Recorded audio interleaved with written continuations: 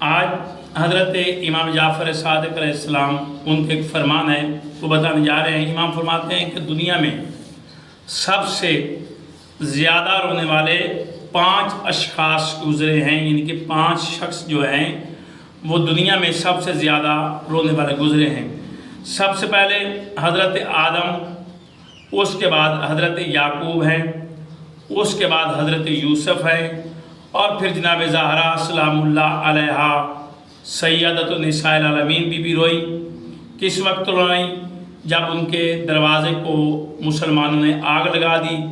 اور حضرت امام علی زین العابدین، جنہیں ہم امام سجاد کے لقب سے جانتے ہیں، وہ روئے۔ کس وقت روئے؟ جب کربلا سے ان کی پھوپھیوں کو، بہنوں کو قیدی بنا کر لے گیا شام کے بازاروں میں، اور وہاں پر امام نے رونا شروع کیا اور امام مرتے دم تک روتے رہے۔